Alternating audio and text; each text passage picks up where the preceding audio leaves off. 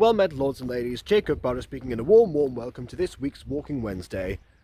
I'm back to the park, which means that we are back on schedule again, recording in between two choir rehearsals.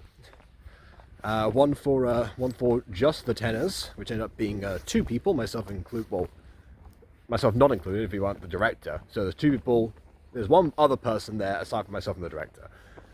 But yes, looking forward to the main rehearsal, which is going to be all sections when that happens. So yeah, I thought I would return here, even though it's actually more difficult to get to the school from here. But regardless, you know, it's a nice place in the sun. I know I said warm welcome, but today has been anything but warm for some time. And if you haven't noticed, I don't have my selfie stick with me, which means I'll be sustaining my phone with my hands slowly getting colder and colder as time goes by. So I'll probably put one in my pockets and then I will swap over. We have sun now, of course, but yeah, like a while ago, I actually stopped back at home again to get lunch. So yeah, but before that, it was there was honestly more shade than sun everywhere. The Welding teacher mentioned something interesting regarding the fact that when there's clear skies at night, that's when you usually know it's going to be cold in the morning, because you know the heat has escaped, let's say, because heat rises, of course. Yeah, although speaking of heat and of welding, actually, my training has begun. So, well, in fact, actually began the day after I filmed the last video. I know I said last week that it was supposed to be this week that I started, but as it turned out, despite the fact that the welding teacher had to sign off on a couple of papers, he did so within like the day that he told me that, which was Wednesday. So Thursday, because he didn't open up the office, or because normally I wait for him to open up the office and then I would, you know, go in there with someone with like 3 students at a time, usually. Sometimes 2 or 4, depending on who was there on the day, and do a 15 minutes session with them. However, yeah, that's from. So I usually wait for him to, you know, unlock the place, and then afterwards proceed and call the first group, whoever that happens to be on the day.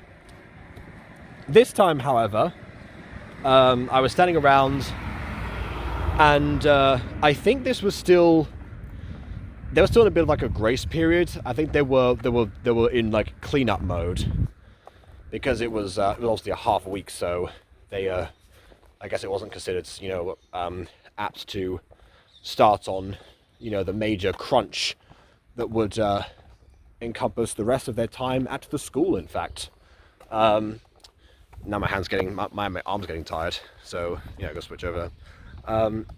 So I guess, you know, so I thought, well, okay, I'll just grab a broom and help. So I was doing that, and the welding teacher saw me and was like, "Hey, what are you just cleaning up?" It's like, well, there's no one at the office, so I might as well, you know, this place needs a bit of love and care.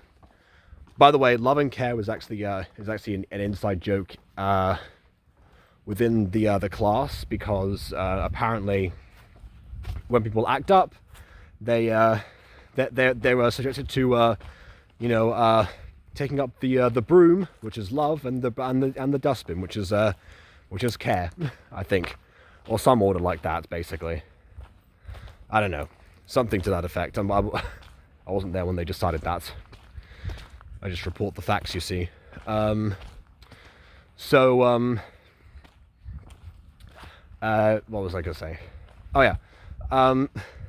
So, but you know, halfway through that, I was like, you know, the teacher left for some time and then came back afterwards, and he said, "You may begin your training."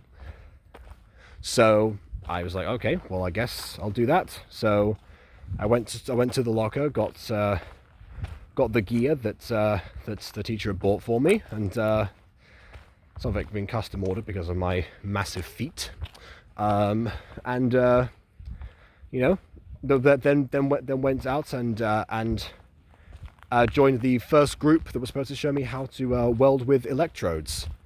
Because there's 5 different disciplines that they learn, to my knowledge, I think. And there's 5 groups of them. So basically, the teacher split them up into basically the same English groups that they started off with. So not the ones that I eventually unofficially swapped them to, because that was only just starting to happen. So they were back to the originals, but at least they were in their elements this time.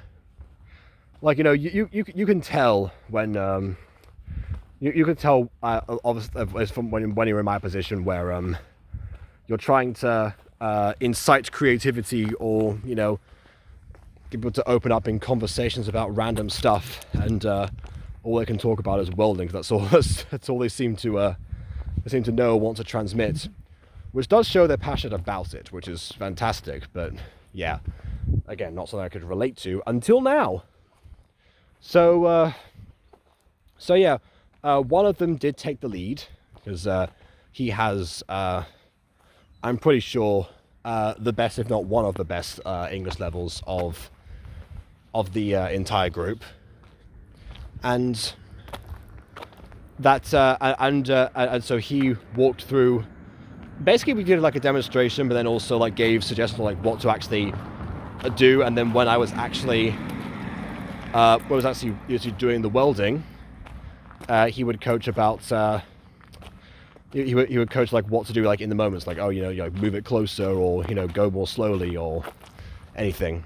And also afterwards, you know, he took an axe and whacked it, whacked the weld, so you could actually see what was left behind after all of the escoria, which I think is just all of the impurities at the top. You know, all the not scum. I say yes, scum, kind of close enough, but not like, you know, water, basically. That'd be a whole different matter. You know, that would steam up the whole place instantly with that hot metal. But yeah, the basic principles behind welding with an electrode is that the electrode, when it's close to the metal, it starts to actually heat up to the point where, you know, the metal melts, but also the electrode itself starts to wade away. So you have to keep approaching it. You have to keep going closer and closer and closer. Or I guess maintain the same distance, but, you know, factor in, you know, how close you are and what intensity you've got. So, and at a certain point, move it away before you get too close and burn yourself. There's more to it, obviously. In fact, the last 2 days that I have been training with that group, which would be Monday and today, that actually a lot of that was dedicated to the safety regulations, which was supposed to be the beginning portion. So basically, the welding teacher apparently, I found this out on Monday because you know, the guys didn't go over that with me beforehand on the Thursday. I found out that he sent them a bunch of PDFs and instructions on the group chat they have on WhatsApp, which I'm not a part of. So they had all the access to stuff. And it doesn't matter that I'm not a part of it, because it was their job to, you know, tell me about it. So the fact is, I could hear from them, and that was kind of the important bit. Except, of course, when I couldn't hear. So here's the thing about one thing the welding teacher is concerned about, as far as, you know, their levels of English, is, you know, just if they can be generally understood in English. The ones that try, they can get by. Nice rhyme there, me. But yeah, when it comes to reading, there is there is a tendency to basically read everything out as it would be written in Spanish, which basically to say that, you know, the word eyes, for example, becomes ellos and things like that. So I'm basically I'm basically in my mind correcting what I'm hearing, like, okay, you know, ellos is eyes, or sometimes they would ask me like, oh, what is this word here? And they would show me the document. That's fine. That I don't mind about. But yeah, so that was one layer of difficulty. The other layer of difficulty is that I can't hear what they're saying because they're so quiet. That's the thing that I've noticed. Well, I mean, I knew this all along from, you know, going to school myself. But the thing with a lot of students who aren't like, you know, seasoned readers, let's say, or like, you know, out loud readers, I mean, is that you know, they can be, you know, yelling on top of their lungs, or, you know, really, really talkative and active, and then suddenly you ask them to read something in front of the class, or even just to you, and they suddenly start going like, blah, blah, blah, blah, blah, blah, blah. Like, and it's like, wait a minute, what? Huh? And then the case of the English classes is everyone's talking over them, so you can't hear a word they're saying either way. And trust me, I've got them to read out stuff that they've written themselves in every single lesson. But that's the English group, not the Welding group. They're different. But same idea, you know, where like, you know, they're just like staring down at their phones in order to read the stuff, which means that their mouths were going downwards like that and not projecting, so they can't like bounce off the floors or anything. And then after that, of course, you still have the layer of you know, Spanish pronunciation at the top of that. So you have things like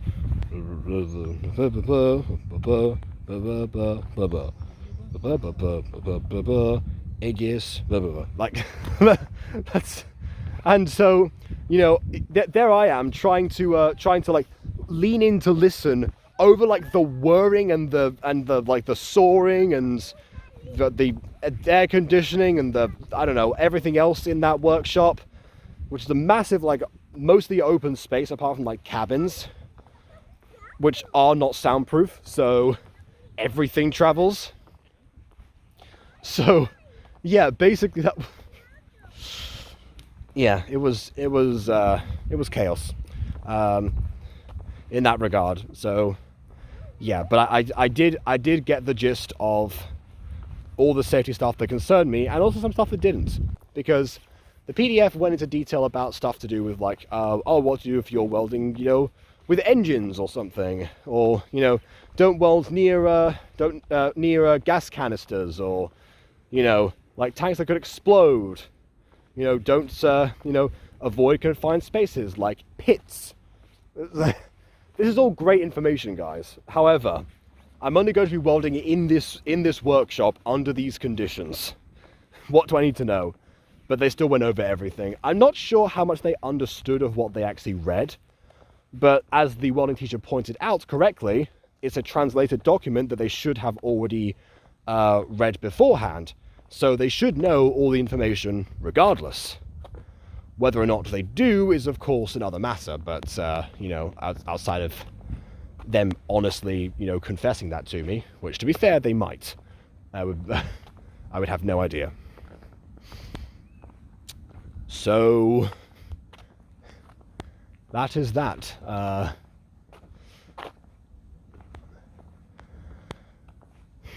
And then and yeah, as far as like my actual progress, you know, the students seem to be like very happy with, you know, what I actually achieve, and you know, like how even everything is, you know, despite the fact that I still need to make sure that I'm a lot closer than I am in many situations. Oh, look at that. The welding team's finest progress from, you know, 10 years or so of welding, of people like you have rotated in. I don't know.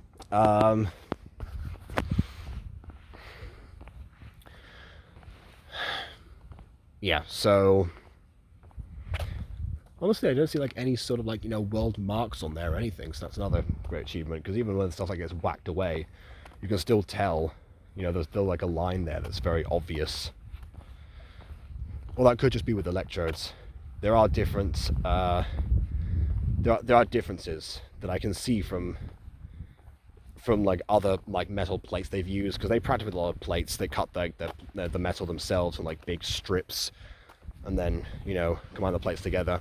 Or in my case, I combined some of them today, because sometimes they just practice like doing like a line of where a weld, like where like a mold like would be, but just to get like, you know, into gear. And then other times, you know, welding things together. In fact, the teacher today actually also said that he wanted to see like certain things from me in like a final test of some kind. So, which I'm wondering how that's going to be, like, you know, is that going to be like in front of everyone?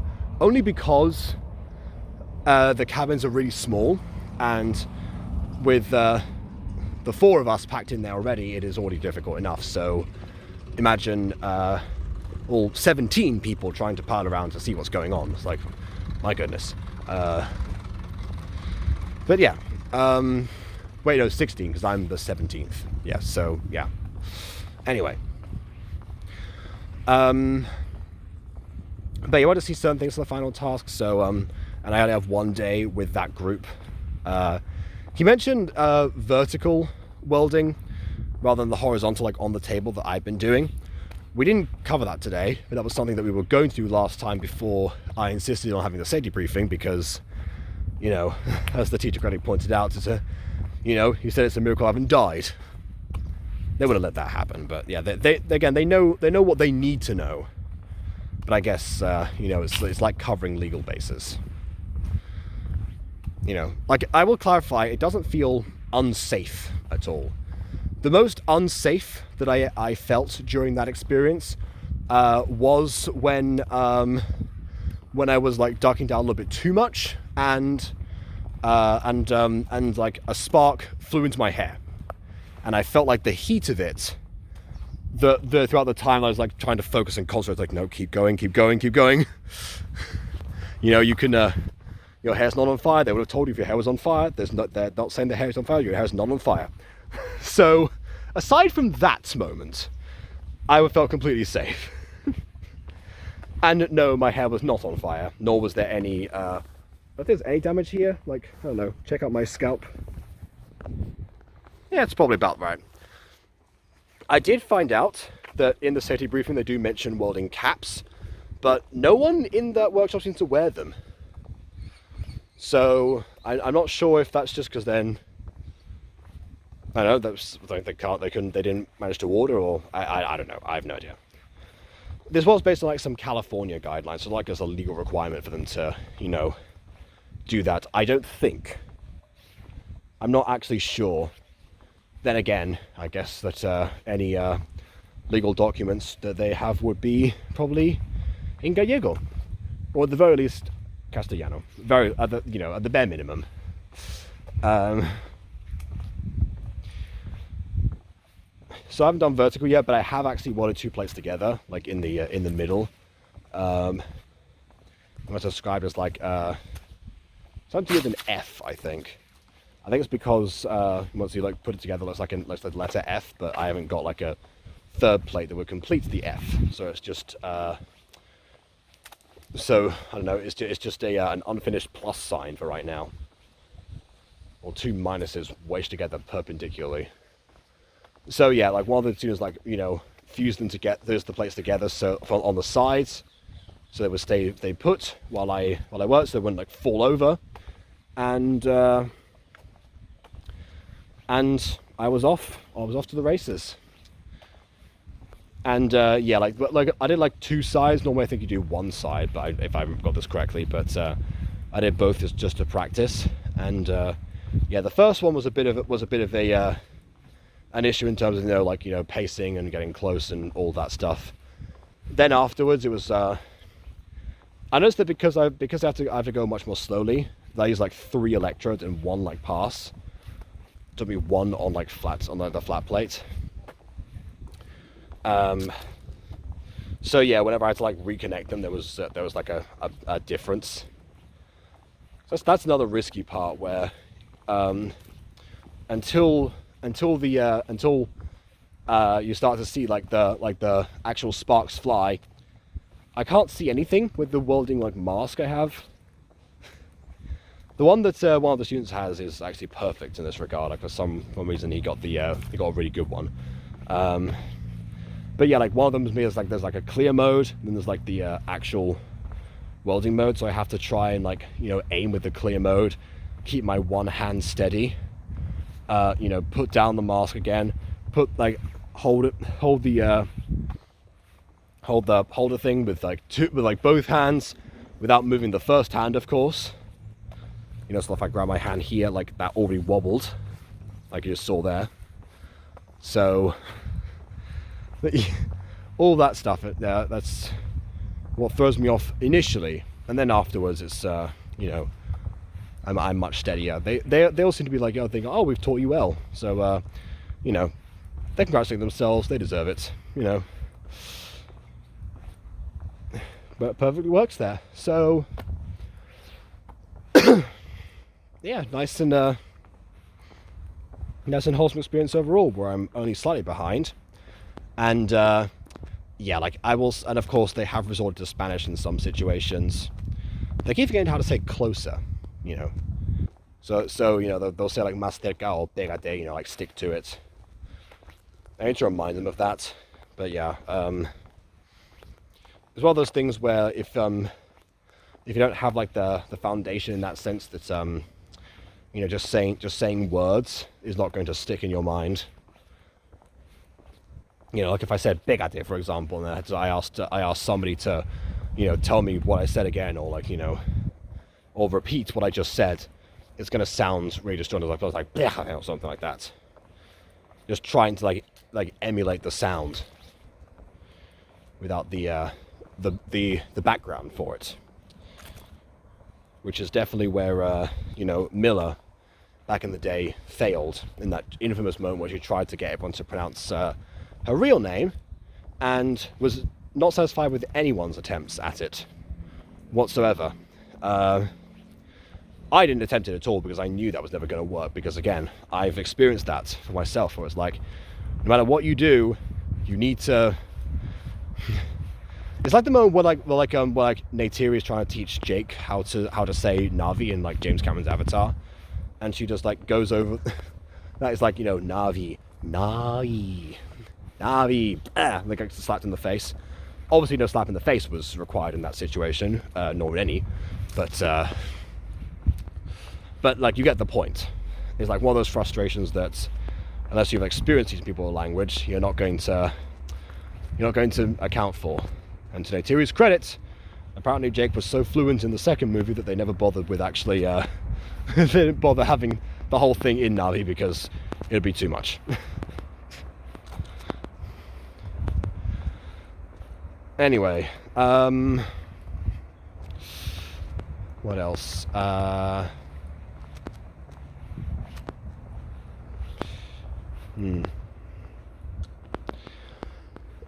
Oh yeah.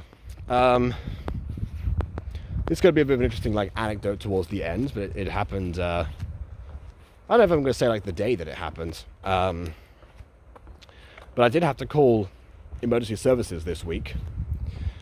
That's the first time I've done that in my life. I never called emergency services in any place. I always, as a child, obviously grew up knowing the numbers. 911 for the US, 999 for the UK, and 112 for Spain. Even before 111 exists in the UK, which is interesting conundrum there. But yeah, that was it was basically because I heard shouting in the streets from a man and a woman, and the woman was apparently demanding some money from the man, and the man didn't have it, and he was getting annoyed at her for demanding it and screaming at him to give it to her. Which, by the way, she was screaming about that initially, and then like right after that, he threatened her with violence. So he said, don't get like this, or I will, I'll hit you for real. And I was like, at this point, like, okay, no, hold on a second, what is going on here? And yeah, like I actually did hear like a bunch of like sounds of like, impacts and everything. And like at that point I was like, okay, right, where's my phone? And so so it was quite unfortunate timing in the sense that as soon as I actually called the number, the sounds stopped. So I have no idea if that's because like they both left, or one of them was knocked out or something. Genuinely no idea, because I never saw them, which was kind of the problem when I actually called the services, because I described what I actually experienced. They asked me, what street am I on? It's like, okay, well I'm on this street, the name of the street that my apartment's on, and but I said I don't know if they are, because I'm trying to figure out like which window I can like approach to hear it properly. Or I said that's what I was doing beforehand. I like went around to the windows like, okay, where's this coming from, so I could tell them properly. And that's why the sound stopping was also not helping me in that moment to try and help her. If that makes any sense. That was really phrased, but yeah. But basically, the lady who was on the operator service, she didn't ask me what service I needed, because I guess like after I described what happened, it was clear. So I didn't have to do the police, fire department, or ambulance thing. That being said, because basically I was expecting that if they did in fact find someone that was seriously injured, that there would be an ambulance or some medical attention regardless, even though it seemed like a police inquiry in that situation. But I never heard any ambulances after that, but I'll get to that in a second. So the lady said to me, okay, is it the street that you're on, or could it be possibly from the names? And then she named the two neighboring streets. I was like, well, it could be from either one of them. I don't know, because I'm upstairs. So she asked me like, what floor I was on. I said what floor I was on. She asked me for like a number. I gave her a number. No one's contacted me about anything for more information. So I assume they either found out what happened, or there was no lead to go on. And I say that also because, after not hearing an ambulance, like we don't have, I don't think there's like a hospital in this town, because when they signed me up for, like my like health insurance for over here, they actually specified, okay, if you have any medical issues, you've got to go to the neighboring town, or the principal said, I will drive you over there. So I think that's where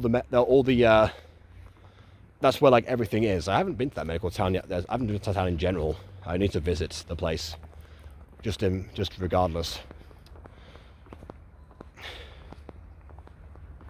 But yeah,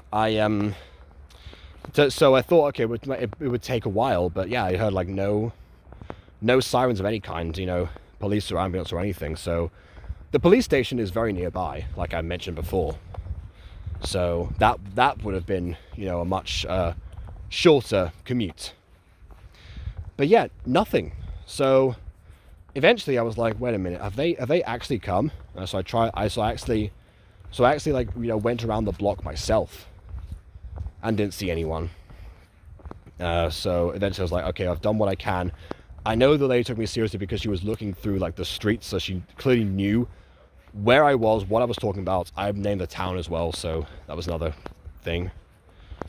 So I could only assume that everything got like transferred to the proper authorities, and they were handling it. There was not much else that I could do, but it was like I felt like very incomplete there. I looked up as well, like what else do you have to call emergency services, but most of the time it was if it's like an injured party right in front of you or something, not necessarily what's happened if like a violent crime has been committed.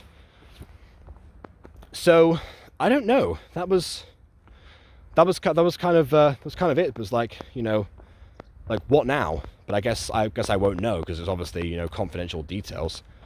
unless there's some like news story that that happens to cover it, I don't know. And there are a lot of those apparently in Galicia. There's actually a YouTuber who used to do a series called GTA Galicia, where we went over like the idea of like how much crime happens in Galicia. That's like, you know the Florida Man meme people have? It's kind of like that, where, you know, there's like always these weird things that happen. Obviously some of them more depressing than others, like in this situation. But yeah, so this is what, like, you know, these things make the news all the time. But unless there's some story that covers that, where there's like some sort of result in that mind, I don't know. So yeah, that's that was something that's also been on my mind since it happened. But yeah, I did what I could, I think. My regret, of course, is, you know, not being fast enough to actually, like, you know, possibly capture some of the sounds on the call itself. But yeah, I do hope that that woman is okay, and I hope she gets her money at some point. But you know, beyond that, who's to say? I guess to end on a bit more of a light-hearted note, because that's kind of a very downer thing to mention at the end there.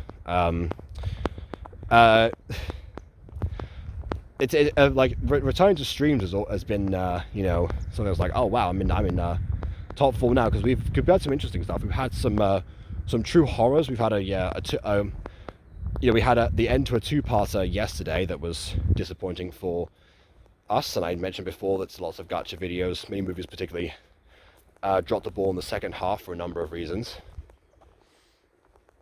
In fact, I might make a video about that very phenomenon, actually, with some of these examples that I've collected over the years. I need to get back to making gacha tutorials. I made one years ago that's been doing the rounds on YouTube ever since, and I need a follow-up. I need that keyframe cut that, you know, I told people to comment about and release it. But yeah, we shall see.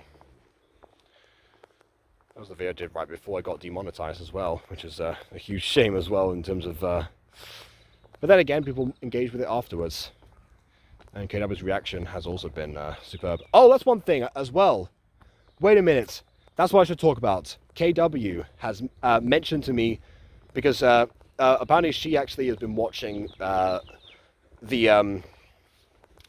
streams that the Aphmau voice actors have been doing, reacting to season 1.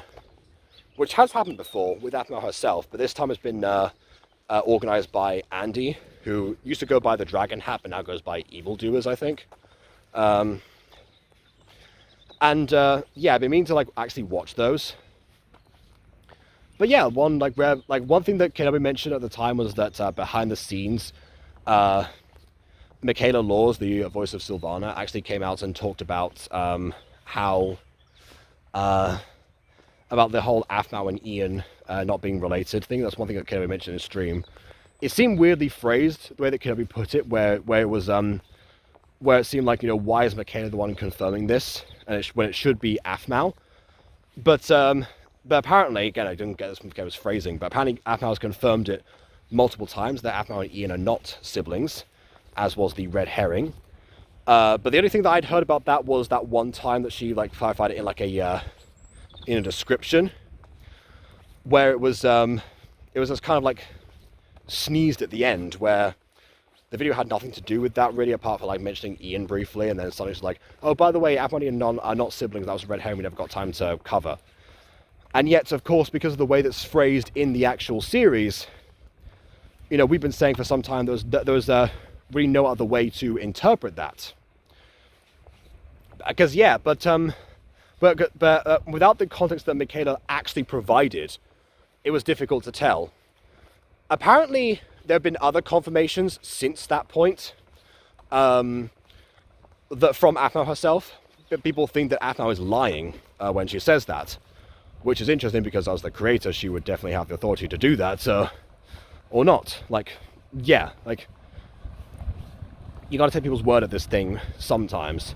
I know that I know that we lived through, you know, that phase of J.K. Rowling's Twitter, where she constantly like added a bunch of facts that people didn't really that people felt were kind of unwarranted, even though those were direct questions from people. So that there was an answer was kind of, you know, kind of made sense, but she got mocked for that.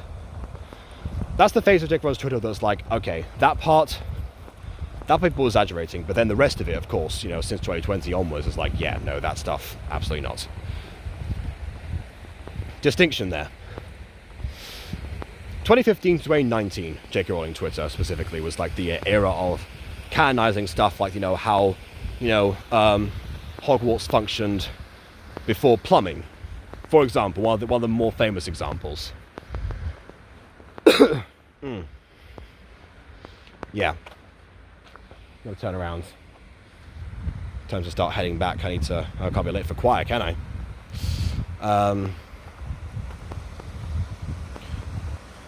Yeah, so but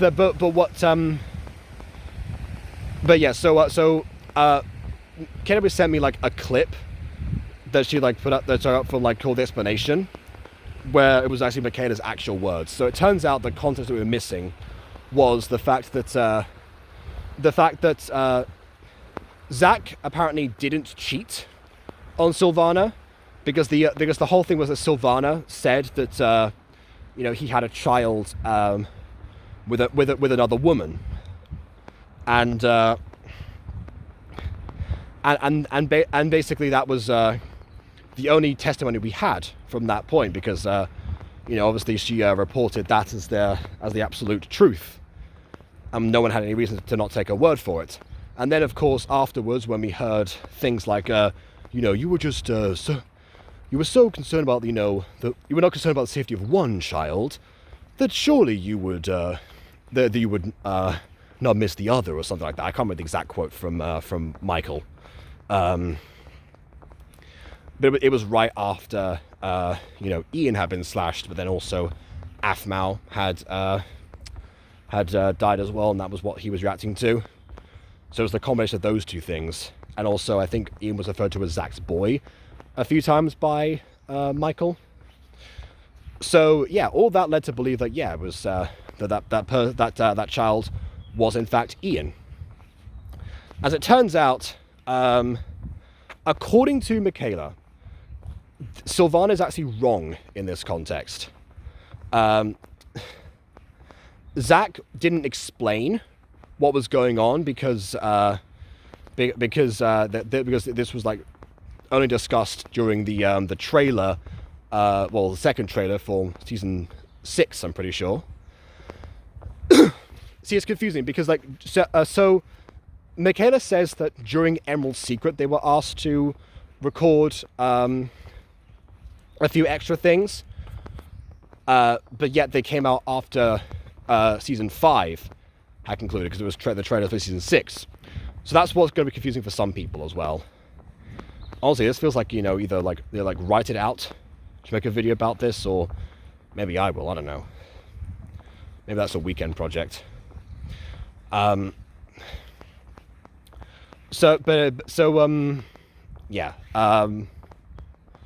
was I going to say?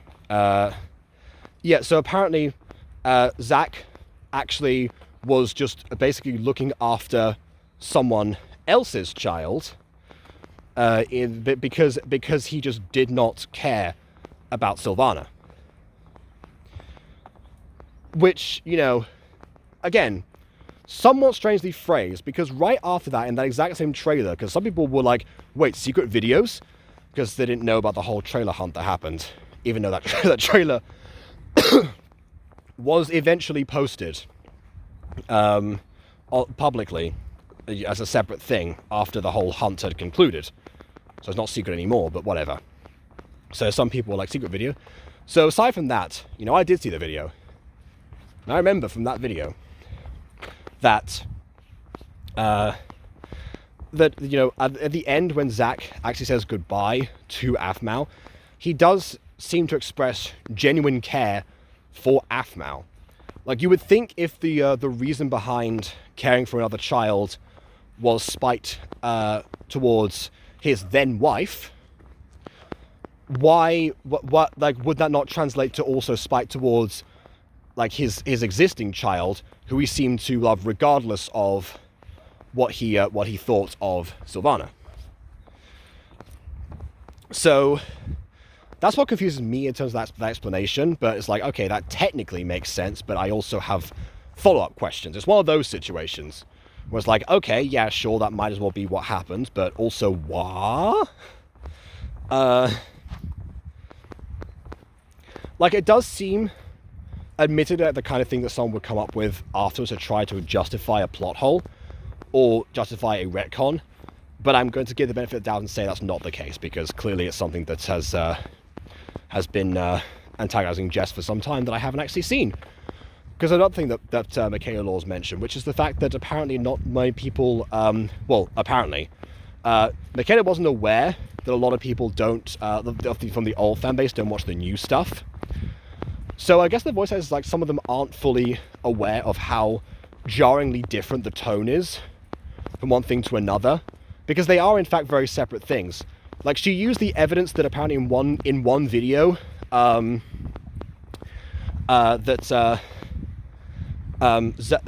Zach directly said to Ian, you know, you are not my child, you'll never be my child, or something, which is most likely a joke in one of the videos from, like, you know, Ian's goofy personality from the modern content nowadays. Because, yeah, like, that stuff, you know, cannot be canonical. So the fact that Michaela says that should have been the giveaway right there means nothing. Absolutely nothing. The rest of what she said does, but that right there was the flimsiest piece of evidence I've ever heard. But then again, obviously her actual testimony is more important in that situation. That was just a case of like, oh, people should have picked up on this. No, they shouldn't. But now they should. You know what I mean? And yeah, what else?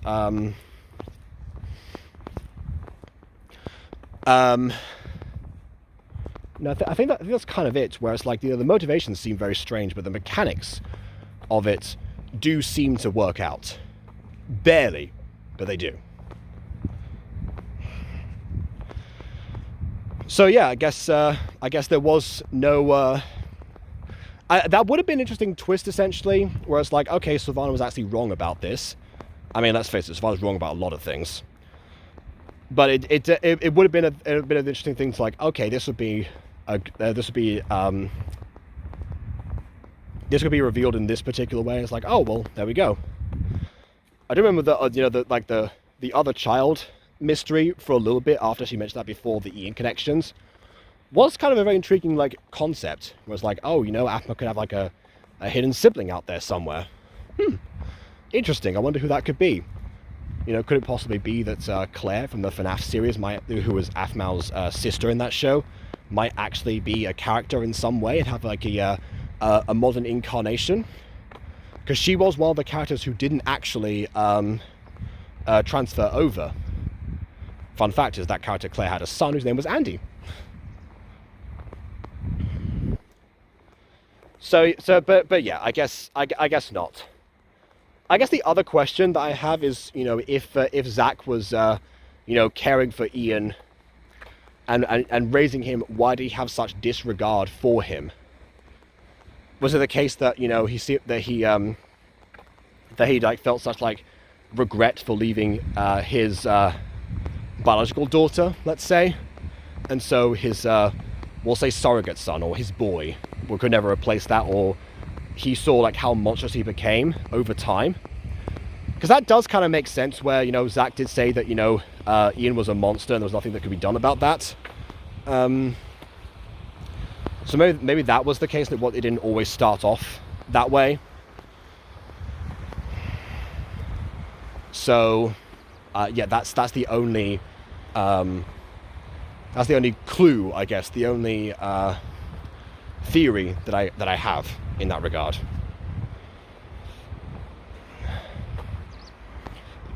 So yeah, it's an interesting one, you know, where on one hand Zach has spite for the spouse, but affection for the child, and then one of them at least had previously affection for. Sorry, no, seems implied to have affection for, you know, the other woman, who presumably became her spouse afterwards, but it grew spite towards the child. It's like there's no full you know, connection for him there. But then again, he never was much of a family man anyway, because of the fact that he left everything for like his own pursuits and ambitions, as Michael did state. So ultimately, who knows? It's going to show that you know, one of the biggest mysteries in the early days of My Street was, you know, who was Aphmau's dad. After Phoenix Drop High came out, you know, it was a natural question to have, you know, why is, you know, the dad not in the picture, let's say. And yeah, for a while we got glimpses, we got potential hints, even like, you know, Zach supposedly trying to get back into Aphmau's life as well, and Sylvana blocking that attempt and still not listening. Which, yeah, from what she thinks, you can see why she wouldn't listen. But yeah, you do have to wonder what, like, actually also, now I think about it, the other mystery is why exactly he had such disdain for Sylvana in the first place. Was just like his own ambitions again, that he never could, like, you know, be tied down to anyone. And Sylvana was, you know, sort of a means to an end in some way. But that also raised the question of the other spouse in that case, like, was she a means to an end? And who is she? So you know what, actually? Even though a lot of the stuff has been answered and Michaela kind of gave away a lot of stuff, even though they said, oh, we can't give spoilers, that definitely was going to be a reveal. But the VOs don't know about season 7 yet, because I guess they haven't recorded anything for it yet, apparently. At least I assume not, so they can't give spoilers if they wanted to. But yeah, the fact that she's talking about it now either means that that's not going to be explored, or it's going to be explored. But it does mean we have, like, other questions. You know, even after Zach appeared, he was still a mystery in terms of his motivations, you know, his change of heart, you know, his boy, let's say. There is a lot to him still. And of course, there is the fact that you know, that Aphmau, despite everything that happened, still wants Zach at her wedding, if that indeed is to happen at some point. Which, you know, you can only guess. Like, a lot of people, like, picture My Street ending, or have pictured My Street ending over the years, nearly a decade, of it ending with Aphmau and Aaron getting married, and that being like the final, you know, wrap it up moment. Of course, Rideout has posted, like, now about the fact that the end of the world was prophesied at the end of season 6, and you know, could that actually mean that Aphmau is staring down, you know, the very end in some of the promotional artwork, where a comet seems to be falling down, because the celestial cannon is gone now, so how can they defend themselves? That kind of thing. Now, to me, when the end of season 6, I always thought, like, okay, well, Aphmau is going to, and crew are going to save the world in some way. And that's, so, like, the apocalypse that is coming will eventually be detained. But yeah, who's to say, really? I did also, at the time, say that I thought that there could be a season 8 plot line. Because season 7, based on, like, the lean towards, like, you know, lighthearted, you know, dramatic. Lighthearted, dramatic. With, you know, elements of both in between, sprinkled in. That My Street have been doing since season 3, that we will do for a light-hearted thing first, and then afterwards the increased drama. But of course, that didn't happen over the years with the modern content, with COVID, with everything. So season 7 will wrap up everything, which does raise the question how long season 7 actually is going to be, how much of that was actually planned. Because the thing about My Street overall was that a lot of stuff had to happen in one go. It wasn't fully planned. Aphmau herself admitted this on Discord one time, because she mentioned that because in order to keep up with the upload schedule, a lot of stuff didn't go through like an intense editing process. You know, it was a case of, like, you know, sometimes we've got to get stuff out. Sometimes it's going to be more planned. Which explained a lot of stuff retroactively that just did not make sense. So I'm wondering season 7, because obviously it's going to be like the there's not writing on that one. I imagine that, you know, all the loose ends that possibly can, or that are deemed important enough, are going to be tied up. Whether or not the stuff from like the earlier seasons that never came back into it, never got resolved, will end up playing off. Like finally getting that full Caitlyn explanation that she never gave to Travis because Aaron interrupted her, all that time ago in season 2, for example. Whether or not that will all come into play, who's to say? There's a lot of stuff to tie up because, again, 200 plus episodes. And don't I know? But aside from that, yeah, there's more mystery. Even now, I think about even some answers incite further questions, but in a good way. Mostly in a good way. Mostly.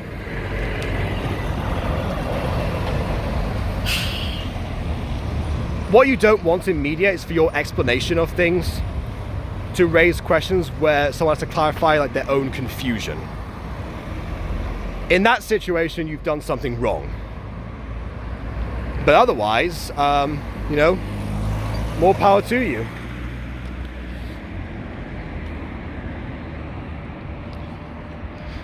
Like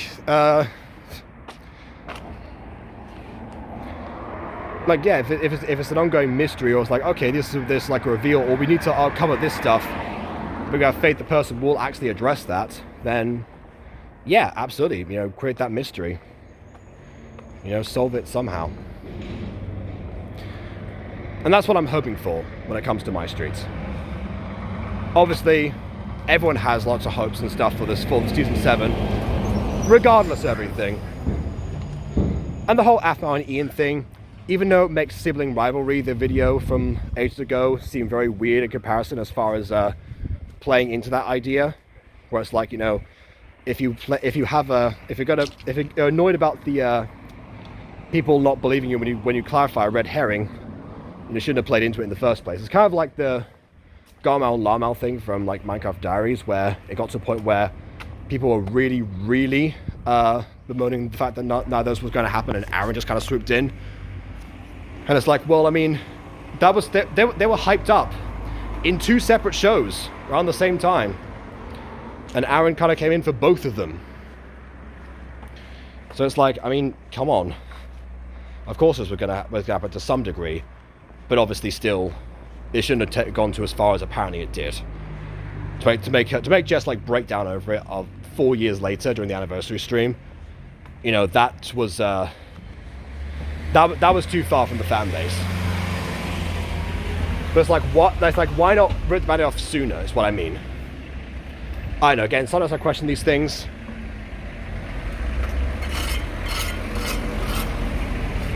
But ultimately, even though My Streets introduced me to the term shipping in the first place, it's a lot more writing on that stuff as well. But for me, it was never truly about that. And again, I will express that, hopefully, if I remember to do my top 10 videos as well. I gotta get back and do some Aphmau projects now that I have 5 videos been wrapped up. I've not forgot about My Little Pony, by the way. I know that I said I was going to start that. I have the first video queued up. I just need a good day in which to do it, and then, you know, start my process from novice to expert. So yeah, 2025, big year for a bunch of stuff, as well as also I've been. Most people have actually sent in their lines for the remake already. You know, it's almost going to be you know, a 2-month crunch again. In a few days, it'll be 2 months until the deadline for that. But some videos have been like, you know, give me extensions. You know, give me you know, give it like until this day because I need to, you know, collect this thing, or I'll have time this day or something. So yeah, I'm hopeful. In the meantime, been working on the next actual episode, season 3, and that's had some progress from one way or the other.